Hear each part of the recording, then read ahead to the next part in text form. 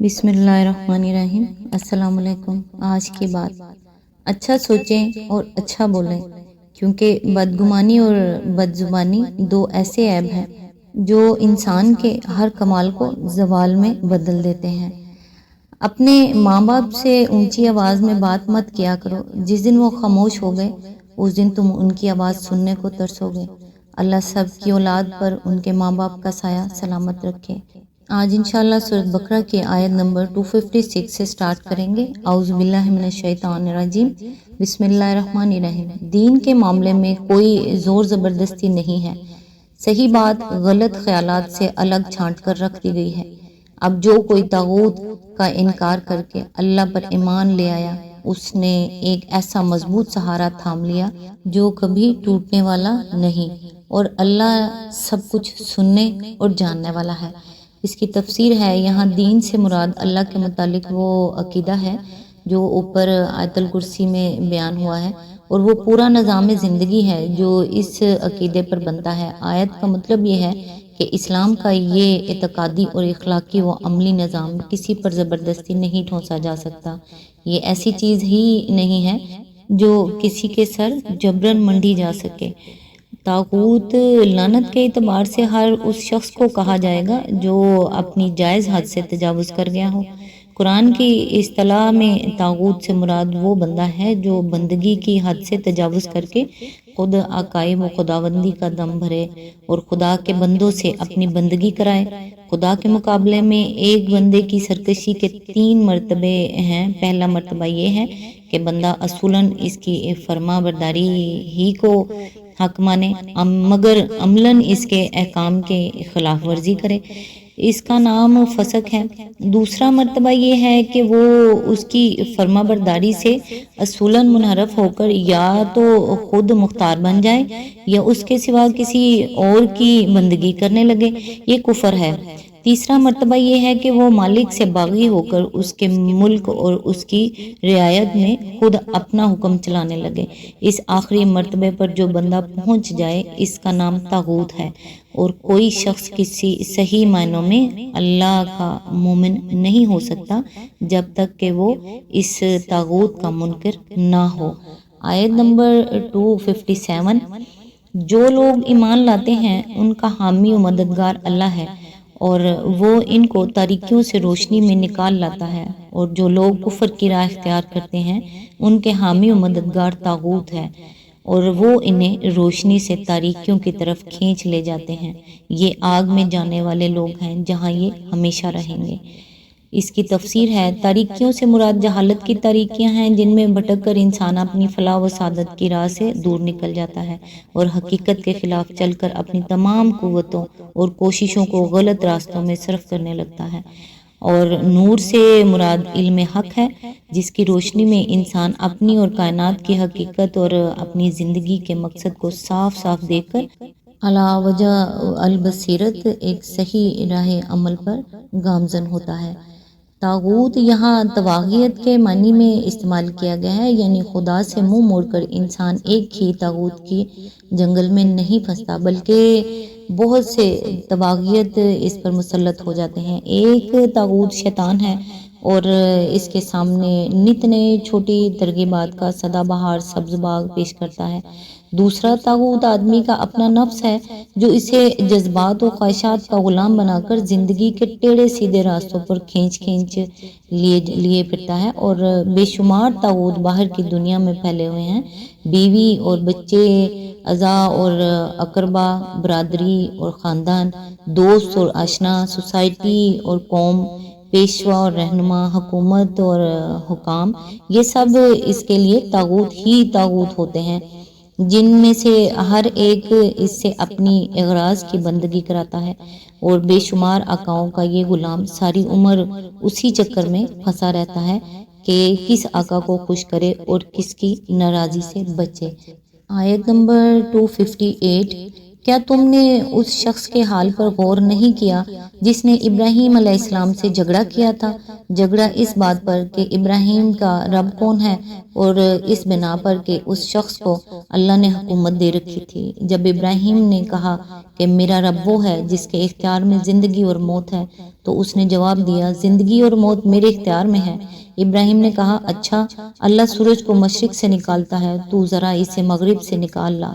یہ سن کر وہ منکر حق ششدر رہ گیا، مگر اللہ ظالموں کو راہ راست نہیں دکھایا کرتا۔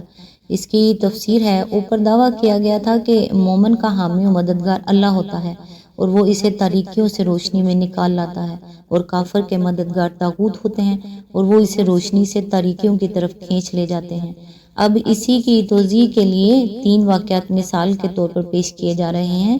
ان میں سے پہلی مثال ایک ایسے شخص کی ہے جس کے سامنے واضح دلائل کے ساتھ حقیقت پیش کی گئی ہو اور وہ اس کے سامنے لاجواب بھی ہو گیا، مگر چونکہ اس نے طاغوت کے ہاتھ میں اپنی نکیل دے رکھی تھی، اس لیے وضع حق کے بعد بھی وہ روشنی میں نہ آیا اور تاریکیوں ہی میں بھٹکتا رہ گیا۔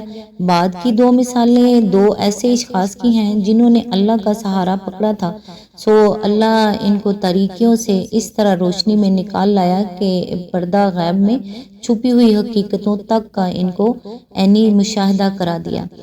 اس شخص سے مراد نمرود ہے، جو حضرت ابراہیم علیہ السلام کے وطن عراق کا بادشاہ تھا۔ جس واقعے کا یہاں ذکر کیا جا رہا ہے اس کی طرف کوئی اشارہ بائبل میں نہیں ہے، مگر تلمود میں یہ پورا واقعہ موجود ہے اور بڑی حد تک قرآن کے مطابق ہے۔ اس میں بتایا گیا ہے کہ حضرت ابراہیم علیہ السلام کا باپ نمرود کے ہاں سلطنت کے سب سے بڑے عہدیدار chief officer of the state کا منصب رکھتا تھا۔ حضرت ابراہیم علیہ السلام نے جب کھلم کھلا شرک کی مخالفت اور توحید کی تبلیغ شروع کی اور بت خانے میں گھس کر بتوں کو توڑ ڈالا، تو ان کے باپ نے خود ان کا مقدمہ بادشاہ کے دربار میں پیش کیا اور پھر وہ گفتگو ہوئی جو یہاں بیان کی گئی ہے۔ یعنی اس جھگڑنے میں جو بات مابعد نزاع تھی وہ یہ تھی کہ ابراہیم علیہ السلام اپنا رب کس کو مانتے ہیں، اور یہ نزاع اس وجہ سے پیدا ہوئی تھی کہ اس جھگڑنے والے شخص سے یعنی نمرود کو خدا نے حکومت عطا کر رکھی تھی۔ ان 2 فکروں میں جھگڑے کی نوعیت کی طرف جو اشارہ کیا گیا ہے، اس کو سمجھنے کے لیے حسب ذیل حقیقتوں پر نگاہ رہنی ضروری ہے۔ ایک قدیم ترین زمانے سے آج تک تمام مشرک سوسائٹیوں کی یہ مشترکہ خصوصیت رہی ہے کہ وہ اللہ تعالیٰ کو رب الارباب اور خدائیگان کی حیثیت سے تو مانتے ہیں، مگر صرف اسی کو رب اور تنہا اسی کو خدا اور معبود نہیں مانتے۔ نمبر 2، خدائی کو مشرکین نے ہمیشہ 2 حصوں میں تقسیم کیا ہے۔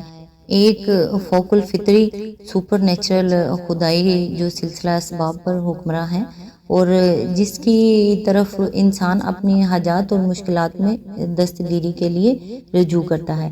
اس خدائی میں وہ اللہ تعالیٰ کے ساتھ ارواح اور فرشتوں اور جنوں اور سیاروں اور دوسری بہت سی ہستیوں کو شریک ٹھہراتے ہیں، ان سے دعائیں مانگتے ہیں، ان کے سامنے مراسم پرستش بجا لاتے ہیں اور ان کے آستانوں پر نظر و نیاز پیش کرتے ہیں۔ دوسری مدنی اور سیاسی معاملات کی خدائی یعنی حاکمیت، جو قوانین حیات مقرر کرنے کے مجاز اور اطاعت امری کی مستحق ہو اور جسے دنیاوی معاملات میں فرما روائی کے متعلق اختیارات حاصل ہوں۔ اس دوسری قسم کی خدائی کو دنیا کے تمام مشرکین نے قریب ہر زمانے میں اللہ تعالیٰ سے سلب کر کے یا اس کے ساتھ شاہی خاندانوں اور مذہبی اور سوسائٹی کے اگلے پچھلے بڑوں میں تقسیم کر دیا ہے۔ اکثر شاہی خاندان اسی دوسرے معنی میں خدائی کے مدعی ہوئے ہیں اور اسے مستحکم کرنے کے لیے انہوں نے بالعموم پہلے معنی والے خداؤں کی اولاد ہونے کا دعویٰ کیا ہے، اور مذہبی طبقے اس معاملے میں ان کے ساتھ شریک سازش رہے ہیں۔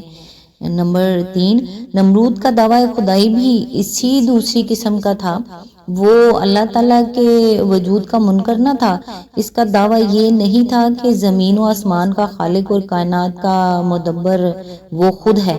اس کا کہنا یہ نہیں تھا کہ اسباب عالم کے پورے سلسلے پر اسی کی حکومت چل رہی ہے، بلکہ اسے دعویٰ اس امر کا تھا کہ اس ملک کے عراق اور اس کے باشندوں کا حاکم مطلق میں ہوں۔ میری زبان قانون ہے، میرے اوپر کوئی بالا تر اقتدار نہیں ہے۔ جس کے سامنے میں جواب دہ ہوں، اور عراق کا ہر وہ باشندہ باغی و غدار ہے جو اس حیثیت سے مجھے اپنا رب نہ مانے یا میرے سوا کسی اور کو رب تسلیم کر لے۔ نمبر 4 پہ ہے، ابراہیم نے جب کہا کہ میں صرف ایک رب العالمین ہی کو خدا اور معبود اور رب مانتا ہوں اور اس کے سوا سب کی خدائی اور ربوبیت کا قطعی طور پر منکر ہوں، تو سوال صرف یہی پیدا نہیں ہوا کہ قومی مذہب اور مذہبی معبودوں کے بارے میں ان کا یہ نیا عقیدہ کہاں تک قابل برداشت ہے، بلکہ یہ سوال بھی اٹھ کھڑا ہوا کہ قومی ریاست اور اس کے مرکزی اقتدار پر اس عقیدے کی جو زد پڑتی ہے اسے کیوں کر نظر انداز کیا جا سکتا ہے۔ یہی وجہ ہے کہ حضرت ابراہیم علیہ السلام جرم بغاوت کے الزام میں نمرود کے سامنے پیش کیے گئے، اگرچہ حضرت ابراہیم علیہ السلام کے پہلے فکرے ہی سے یہ بات واضح ہو چکی تھی کہ رب اللہ کے سوا کوئی دوسرا نہیں ہو سکتا، تاہم نمرود اس کا جواب ڈھٹائی سے دے گیا، لیکن دوسرے فکرے کے بعد اس کے لیے مزید ڈھٹائی سے کچھ کہنا مشکل ہو گیا۔ وہ خود بھی جانتا تھا کہ آفتاب و مہتاب اسی خدا کے زیر فرمان ہیں جس کو ابراہیم نے رب مانا ہے، پھر وہ کہتا تو آخر کیا کہتا، مگر اس طرح جو حقیقت اس کے سامنے بے نقاب ہو رہی تھی اس کو تسلیم کر لینے کے معنی اپنے متعلق العنان فرما روائی سے دستبردار ہو جانے کے تھے، جس کے لیے اس کے نفس کا طاغوت تیار نہ تھا، لہٰذا وہ صرف ششتر ہی ہو کر رہ گیا، خود پرستی کی تاریکی سے نکل کر حق پرستی کی روشنی میں نہ آیا۔ اگر اس طاغوت کی بجائے اس نے خدا کو اپنا ولی و مددگار بنایا ہوتا تو اس کے لیے حضرت ابراہیم کی اس تبلیغ کے بعد راہ راست کھل جاتی۔ تلمود کا بیان ہے کہ اس کے بعد اس بادشاہ کے حکم سے حضرت ابراہیم علیہ السلام قید کر دیے گئے، 10 روز تک وہ جیل میں رہے، پھر بادشاہ کی کونسل نے ان کو زندہ جلانے کا فیصلہ کیا اور ان کے آگ میں پھینکے جانے کا وہ واقعہ پیش آیا۔ آیت نمبر 259، یا پھر مثال کے طور پر اس شخص کو دیکھو جس کا گزر ایک بستی پر ہوا جو اپنی چھتوں پر اوندھی گری پڑی تھی۔ اس نے کہا، یہ آبادی جو ہلاک ہو چکی ہے اسے اللہ کس طرح دوبارہ زندگی بخشے گا؟ اس پر اللہ نے اس کی روح قبض کر لی اور وہ 100 برس تک مردہ پڑا رہا۔ پھر اللہ نے اس سے دوبارہ زندگی بخشی اور اس سے پوچھا، بتاؤ کتنی مدت پڑے رہے ہو؟ اس نے کہا، 1 دن یا چند گھنٹے رہا ہوں گا۔ فرمایا، تم پر 100 برس اسی حالت میں گزر چکے ہیں، اب ذرا اپنے کھانے اور پانی کو دیکھو کہ اس میں ذرا تغیر نہیں آیا، دوسری طرف ذرا اپنے گدھے کو بھی دیکھو کہ اس کا پنجر تک بوسیدہ ہو رہا ہے، اور یہ ہم نے اس لیے کیا ہے کہ ہم تمہیں لوگوں کے لیے ایک نشانی بنا دینا چاہتے ہیں۔ پھر دیکھو کہ ہڈیوں کے اس پنجر کو ہم کس طرح اٹھا کر گوشت پوش اس پر چڑھاتے ہیں۔ اس طرح جب حقیقت اس کے سامنے بالکل نمایاں ہو گئی تو اس نے کہا، میں جانتا ہوں کہ اللہ ہر چیز پر قدرت رکھتا ہے۔ اس کی تفسیر ہے، یہ ایک غیر ضروری بحث ہے کہ وہ شخص کون تھا اور وہ بستی کون سی تھی۔ اصل مدعا جس کے لیے یہاں یہ ذکر لایا گیا ہے صرف یہ بتانا ہے کہ جس نے اللہ کو اپنا ولی بنایا تھا اسے اللہ نے کس طرح روشنی عطا کی۔ شخص اور مقام دونوں کے تعین کا نہ ہمارے پاس کوئی ذریعہ اور نہ اس کا کوئی فائدہ، البتہ بعد کے بیان سے یہ ظاہر ہوتا ہے کہ جن صاحب کا یہ ذکر ہے وہ ضرور کوئی نبی ہوں گے۔ اس سوال کے یہ معنی نہیں ہے کہ وہ بزرگ حیات بعد الموت کے منکر تھے یا انہیں اس میں شک تھا، بلکہ دراصل وہ حقیقت کا عینی مشاہدہ چاہتے تھے جیسا کہ انبیاء کو کرایا جاتا رہا ہے۔ ایک ایسے شخص کا زندہ پلٹ کرانا جسے دنیا 100 برس پہلے مردہ سمجھ چکی تھی، خود اس کو اپنے ہم عصروں میں ایک جیتی جاگتی نشانی بنا دینے کے لیے کافی تھا۔ آج تک کے لیے اتنا ہی، نیکسٹ انشاءاللہ آیت نمبر 260 سے سٹارٹ کریں گے۔ تب تک کے لیے دعاؤں میں یاد رکھیے گا۔ اللہ حافظ۔